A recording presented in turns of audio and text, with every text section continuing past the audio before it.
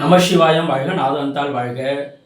அனைவருக்கும் மயிலாடுதுறை ஜோதிடர் விஷால விவர்தனி இனிய வணக்கம். வாழ்க வளமுடன். இன்னைக்கு நம்ம பார்க்கக்கூடிய பதிவு என்பதுங்க சிசேரியன் நேரம் குறித்தல். சிசேரியன் நேரம் குறித்தலுக்கு ஏற்கனவே ஒரு வீடியோ நம்ம போட்டிருக்கோம், எப்படி நம்ம டைம் குறிக்கணும் அப்படி சொல்லி அதே ஒரு உதாரண அமைப்பில் போட்டிருக்கோம். இப்போ ஒரு வீடியோ நம்ம இது சமமாக போடுறோங்க.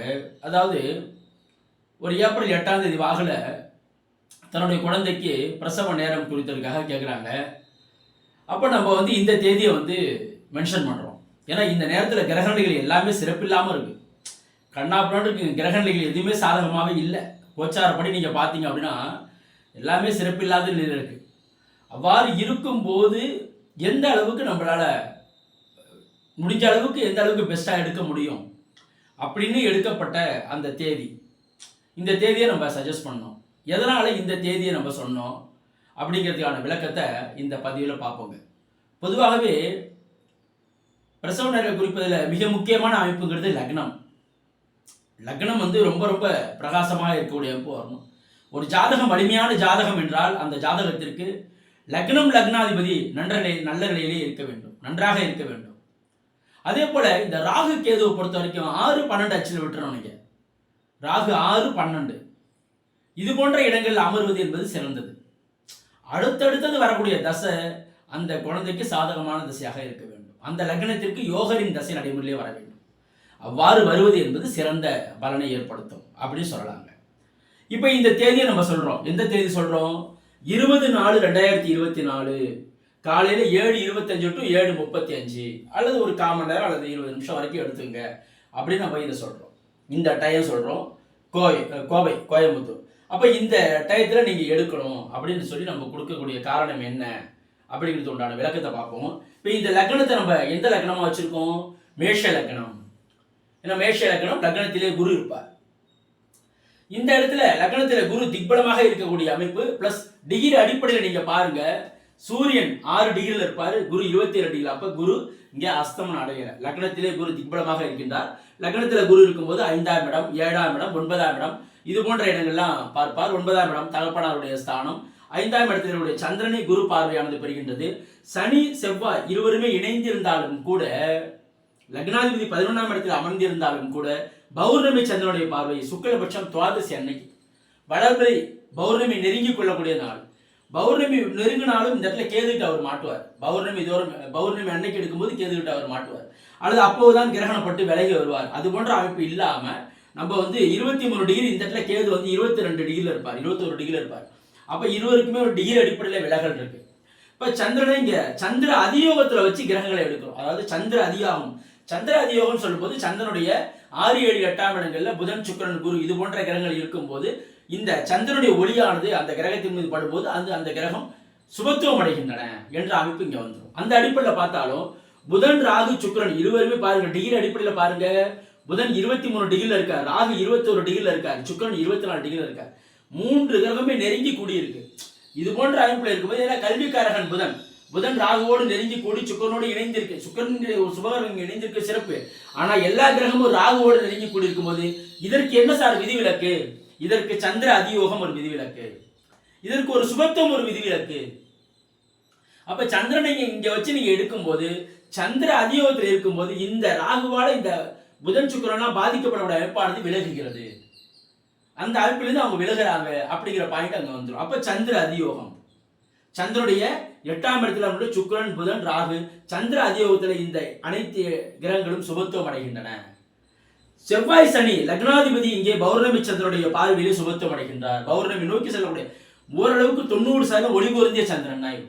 அப்ப இந்த சந்திரனுடைய பார்வையிலே செவ்வாய் சனி இணைந்திருந்தாலும் கூட, செவ்வாய் சனி 21 டிகிரி, செவ்வாய் 27 டிகிரி, முழுமையாக 23 டிகிரி இருக்கின்ற வளபெரிய சந்திரனானவர் இந்த செவ்வாய் சனியை பார்த்து சுபத்துவப்படுத்துகின்றார். ஒருவேளை சனி சந்திரனை பார்த்தா சந்திரன் பாதிக்கப்பட மாட்டாரா? அதற்கு ஒரு குருவின் பார்வை நிவர்த்தி. அந்த சந்திரனுக்கு குருவின் பார்வை கிடைக்குது பாருங்க. அப்ப இந்த இடத்துல சந்திரன் மிகவும் பிரகாசமாகவே இருப்பார், தன்னுடைய ஒளி வலிமையாக இழக்காமே இருப்பார். என்ன காரணம்? சந்திரன் இங்கே வளபெரிய சந்திரனாக இருக்கின்றார். மேலும் குருவின் பார்வையிலே சுபத்துவப்படுத்தப்படுகின்றார். 27 டிகிரியில் குரு, 23 டிகிரி, 4 டிகிரியில் குருவினுடைய முழு பார்வை சந்திரனை கிடைத்து சந்திரனுடைய ஒளியானது செவ்வாய் சனி கிடைப்பதால் கண்டிப்பாக இந்த இடத்துல சுபத்துவமான செவ்வாய் சனியாக இவர் மாறுகின்றார். சுபத்துவமான சனி செவ்வாயினுடைய சனியினுடைய பார்வை 3ஆம் பார்வை குருவுக்கு கிடைக்குமே அப்படின்னாலும் சுபத்துவமான சனியினுடைய பார்வை பிரச்சனை கிடையாது. அது இல்லாம இந்த இடத்துல குரு வலிமையாகவே இருப்பார், திக்பலமாக இருப்பார், செவ்வாயின் வீட்டு நட்பு நிலையில் இருப்பார். அப்ப லக்னம் இங்கே சுபத்துவம் அடைகின்றது, லக்னாதிபதி இங்கே சுபத்துவம் அடைகின்றார். ராகு கேதுகள் 6, 12 அச்சில் அமரப்பட்டு சந்திர அதியோகத்தினால் சுபத்துவம் அடைகின்றன. இப்ப இது போன்ற அத்தனை விஷயங்கள் இங்க வந்துருது. அப்ப தசையை நம்ம தீர்மானிக்கணும். தசை என்ன தசை? சுக்கிர தசை. பிறந்த காலங்களில் 4 வயசு 9 மாசம் வரைக்கும் சுக்கிர தசை. சுக்கிர தசை முடிந்த உடனே சுக்கிரனிக்கு சந்திர அதியோகத்தில் இருக்கின்றார். அப்ப சுக்கிரனுடைய தசை நல்ல தசை தான். இருந்தாலும் மேஷ லக்னத்திற்கு அப்படி ஒன்றும் பெரிய நல்ல பலன் வழங்க மாட்டார் என்ற அடிப்படையில் 4 வயதோட சுக்கிர தசை முடிகின்றது. அதற்கு பிறகு அவருடைய திசை சூரிய தசை. மேஷ லக்னத்திற்கு வரவேண்டிய திசை 5 கூடிய பூர்வ புண்ணியாதிபதி. அப்ப சூரியன் இங்கே வலிமையாக குருவோடு இணைந்து உச்சம் மற்றும் குருவோடு இணைந்து இருக்கக்கூடிய ஒரு அற்புதமான அமைப்புல சூரியன் இருக்கும்போது சூரிய திசை 6 வருடம். அதற்கு பிறகு அவருடைய சந்திர திசை மேஷ லக்னத்திற்கு 4 கூடிய சுகாதிபதி 10 வருடம் சந்திர திசை. குருவின் பார்வை சனியுடைய பார்வையை சந்திரனை பார்த்தாலும் குருவின் பார்வை சுபத்துப்படுத்துகின்றன. அப்ப சந்திரசை 10 வருஷம். அதற்கு பிறகு அவருடைய செவ்வாய் திசை 7 வருஷம். செவ்வாய் பௌர்ணமி சந்திரனுடைய பார்வையில் இருக்கக்கூடிய செவ்வாயுடைய திசை 7 வருஷம். இதற்கு பிறகு அவருடைய திசை ராகு திசை. ராகு புதன் குருவினுடைய வீட்டில் புதன் சுக்கரனுடைய இணைவில். அப்ப இந்த ராகு திசை அபாரமான நல்ல பலன்களை தரும். ஏன்னா சுக்கரன் குருவினுடைய இணைவை பெறுகின்ற ராகு, ராகு புதன் சுக்கரனோடு இணைந்து ராகு திசை வருவது சிறந்தது. ராகு குருவினுடைய வீட்டில் இருக்கக்கூடிய அமைப்புல அற்புதமான நல்ல பலன்களை 18 வருட ராகு திசை வாரி வழங்கக்கூடிய அமைப்பு ஏற்படுத்தும். 12ஆம் இடத்தின் வழியாக தூர தேச இடங்களின் வழியாக 12ஆம் இடம் சுபத்துவமாக இருக்கின்றது. 12ஆம் இடத்தில் 2 சுபர்கள் அமர்ந்திருக்கின்றார்கள், ராகு அமர்ந்திருக்கின்றார். 12ஆம் இடத்தோடு தொடர்பு கொண்ட ராகுவோட தசை. அப்ப வெளி மாநிலம் வெளிநாடு இது போன்ற விஷயங்கள்ல நல்ல பலன்களை அளிப்பார். சூரியன் இங்கே கடுமையான சுபத்துவம், உச்சம் பிளஸ் சூரியன் உச்சம் பிளஸ் சுபத்துவம். அப்ப நல்ல அதிகாரத்தன்மை கொடுக்கக்கூடிய அமைப்பு இங்கே ஏற்படுது. இந்த இந்த இந்த அமைப்புங்கிறது வலிமையான அமைப்பாக இருக்கின்றது. அப்ப சுக்கிரதசை முடிஞ்சோன்னா சூரிய திசை 6 வருஷம், சந்திரதசை 10 வருஷம். அடுத்தது பார்க்கும்போது ராகு திசை 18 வருஷம். அதற்கு அடுத்தவருடைய திசை குரு திசை 16 வருஷம். லக்னத்திலே குரு திக்பலம். மேஷ லக்னத்திற்கு 9 கூடிய பாக்கியாதிபதி 9ஆம் இடத்தோடு தொடர்பு கொள்கின்றார். லக்னத்திலே அமர்ந்து 9ஆம் இடத்தை பார்க்கக்கூடிய அமைப்பு. அப்ப இது போன்ற அமைப்பு வரும்போது ஒரு சிறந்த ஒரு ஜாதகமாக இந்த ஜாதகமானது உருவாகிறது. அப்ப எப்படி நீங்க ஜாதகத்தை உருவாக்கணும் அப்படின்னா முடிந்த அளவுக்கு லக்னம் சுபத்துவமாக இருக்கின்றதா, லக்னாதிபதி நன்றாக இருக்கின்றாரா, ஆயுள் காரகன் சனி இங்கே ஆட்சி பெற்று வளபரை சந்திரனுடைய பார்வையிலே அட்டமாதிபதி என்று சொல்லக்கூடியவர், மேஷ லக்னத்திற்கு 8ஆம் அதிபதி ஆயுள் ஸ்தானாதிபதி என்று சொல்லக்கூடிய செவ்வாய் சனியோடு கூடப்பட்டாலும் பௌர்ணமி சந்திரனுடைய பார்வையிலே சுபத்துவம் அடைகின்றார். அப்ப லக்னம் வலுவாக இருக்கின்றது, லக்னாதிபதி வலுவாக இருக்கின்றார், ஆயுள் ஸ்தானாதிபதி வலுவாக இருக்கிறார், ஆயுள் காரகன் சனி இங்கே ஆட்சி பெற்று வளபரை சந்திரனுடைய பார்வையிலே இருக்கின்றார். இது போன்ற அமைப்பு இந்த மாரி அமைப்புல எடுக்கும் போது தான் நம்மளால எடுக்க முடியுது. வேற எந்த இடத்துல ஒன்று போய் நீங்க வச்சாலும் ஏதாவது ஒரு விஷயத்தை இடிக்குது. சந்திர அதியோகம் வரும்போது இந்த இடத்துல ஒரு சுபத்துவம் அனைத்தையும் மாற்றக்கூடிய அமைப்பு ஏற்படுது. அப்ப இந்த தேதியை நம்ம கொடுக்கக்கூடிய அமைப்பு. ஏன்னா அடுத்தடுத்த தசைகளை தீர்மானிக்கணும். நீங்க தசைகளே சம்பவத்தை நிகழ்த்தும்.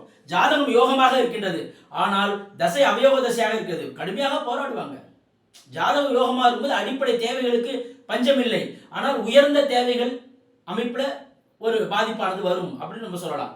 அப்ப இந்த மாரி அமைப்பு தாங்க. அதாவது எப்போதுமே பிரசவ நேரம் குறிக்கும் போது தாய் தந்தை, தாயினுடைய அமைப்பு, தந்தையினுடைய அமைப்பு, சந்திரன் இங்கே வலிமையாக இருக்கின்றார், சந்திரன் குருவினுடைய பார்வையில் இருக்கின்றார், 4ஆம் அதிபதியாக வரக்கூடிய சந்திரன் குருவினுடைய பார்வையில் இருக்கின்றார். காரக கிரகம் என்று சொல்லக்கூடிய சந்திரனும் சுபத்துவம், 4ஆம் அதிபதியும் சுபத்துவம். 4ஆம் இடத்திற்கு பாவகிரக தொடர்பு அல்ல, பாவ தொடர்பு சுத்தமா இல்லை. 4ஆம் இடம் சுத்தமாக இருக்கின்றது. 9ஆம் இடம் 9ஆம் அதிபதி லக்னத்திலே திக்பலம், 9ஆம் இடத்தை குரு பார்த்து வலுக்கின்றார். சூரியன் உச்சமாக இருக்கின்றார். தந்தை, தாயினுடைய அமைப்பு சிறந்தது, தந்தையினுடைய அமைப்பு சிறந்தது. தன்னுடைய அமைப்பு லக்னத்திலே குரு திக்பலம், லக்னாதிபதி சுபத்துவம், தன்னுடைய அமைப்பு வலிமையாக இருக்கின்றது. அப்ப தாய் தந்தை தன்னுடைய அமைப்பு அனைத்தையும் சிறந்ததாக எடுக்கும் போதுதான் ஒரு பெஸ்ட் ஒரு ஜாதகத்தை நம்மளால உருவாக்க முடியும் அப்படிங்கிற அமைப்பு தாங்க. இது போன்று அமைப்புல இருக்கும் போது அந்த ஜாதகத்தை ஒரு சிறந்த ஜாதகமாக சொல்ல முடியுங்க. நன்றி, வணக்கம். வாழ்க வளமுடன், வாழ்க வையகம், வாழ்க பிரபஞ்சம்.